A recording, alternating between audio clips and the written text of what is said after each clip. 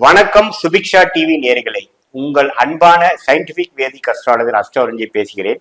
நல்லது நினைப்போம், நல்லதே நடக்கும். இந்த வீடியோல சிம்ம ராசிக்காரர்களுக்கு மே 2024 மாதங்கள் எப்படி ஒரு பலாபலன்கள் கொடுக்க போகுங்கிறது நம்ம பார்க்க போறோம்.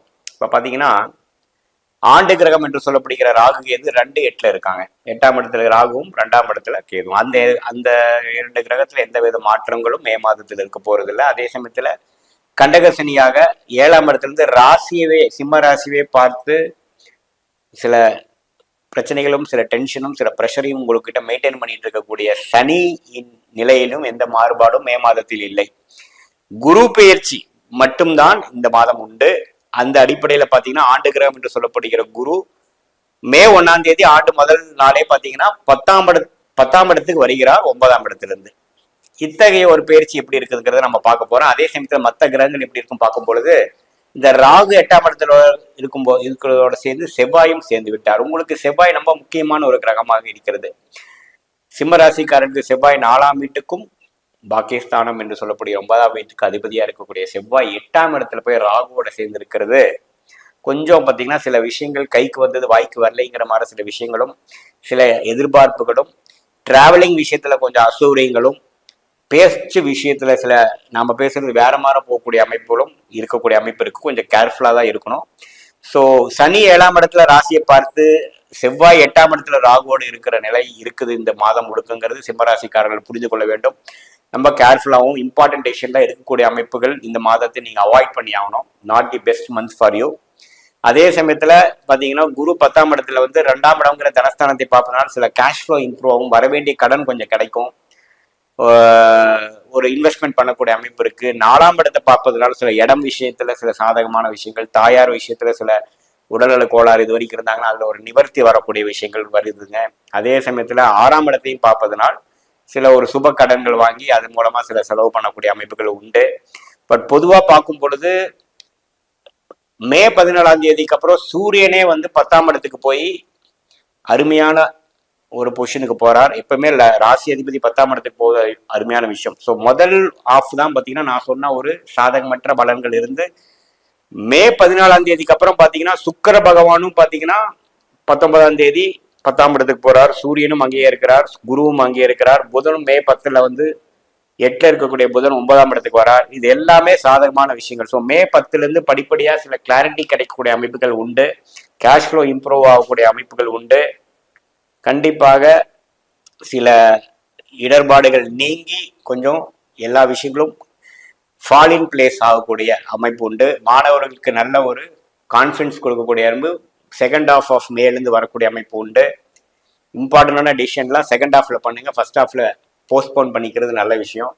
அதே சமயத்தில் டிராவலிங் பண்றப்போ ஃபர்ஸ்ட் ஹாஃப்ல கேர்ஃபுல்லா இருக்கணும். இல்லத்தரசிகளுக்கெல்லாம் பார்த்தீங்கன்னா சில விஷயங்கள் இந்த சம்மர் வெக்கேஷன்ல நம்ம எங்கோ போகணும், வெளியில போகணும் அப்படிங்கிறது செகண்ட் ஹாஃப்ல பிளான் பண்ணிக்கிறது கொஞ்சம் சிறந்ததாக இருக்கிறது. ஏன்னா முதல் ஹாஃப்ல பார்த்தீங்கன்னா அந்த 8ஆம் பாவத்துல செவ்வாயும் புதனும் பார்த்தீங்கன்னா அங்கேயே இருக்கிறார்.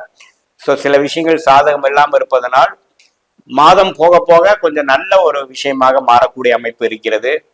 ஸோ பொதுவா இந்த மாதம் இம்பார்ட்டன்டான ஒரு டெசிஷன் எடுக்கக்கூடிய மாதமாக எடுத்துக்காமல் ஒரு மாதிரியான மெயின்டைன் பண்ணக்கூடிய ஒரு விஷயமாகவும் பேசுற விஷயத்திலையும் ஹெல்த் விஷயத்திலையும் டிராவல் பண்றக்கூடிய விஷயத்திலையும் கொஞ்சம் கவனமாக இருக்கக்கூடிய ஒரு மாதமாகவும் மாதத்தின் இறுதி பகுதி அதாவது செகண்ட் ஹாஃப் கொஞ்சம் நல்ல பலான்பாலங்களும் நீங்க எதிர்பார்த்த சில விஷயங்கள் கைகூடுற மாதிரியும் உங்களுக்கே கொஞ்சம் கிளாரிட்டி கிடைக்கிற மாதிரியும் கேஷ் ஃப்ளோ இம்ப்ரூவ் ஆகிற மாதிரியும் மாணவர் செல்வங்களுக்கு நல்ல ஒரு கான்ஃபிடன்ஸா அவங்களோட பொட்டன்ஷியலுக்கு பெர்ஃபார்ம் பண்ற மாதிரியும் சில அமைப்புகள் சில கிரகத்தின் பயிற்சிகள் கொடுக்கக்கூடிய அமைப்பு இருக்கிறதுங்க. பொதுவாக நீங்க என்ன தெரிஞ்சுக்கணும்னா இது ஒரு பொது பலன் தான் ஒழிய உங்களுடைய ஜென்ம ஜாதகத்துல உங்களுடைய தசாபுக்திகள் எப்படி இருக்குது, உங்க கிரக அமைப்பு எப்படி இருக்குது பொறுத்து தான் நம்ம துல்லியமான பலன்கள் எடுக்க முடியும். அதை நீங்க புரிஞ்சுக்கணும். இது உங்களுடைய கோச்சார அமைப்புல ஒரு பொது பலனாக தான் நீங்க சிம்மராசிக்காரர்களுக்கும் இந்த ராசிக்காரருக்கும் எடுத்துக்கொள்ள வேண்டும். பொதுவாக பார்க்கும் பொழுது இந்த மாதம் முதல் பகுதி கொஞ்சம் வெயிட் அண்ட் வாட்ச் ஆகும். 2வது பகுதி கொஞ்சம் ஃப்ரீயா எல்லா விஷயங்களும் கொஞ்சம் சாதகமா வரக்கூடிய மன அழுத்தங்கள் குறையக்கூடிய ஒரு மாதமாக கண்டிப்பாக இந்த மே மாதங்கள் இருக்கிறது.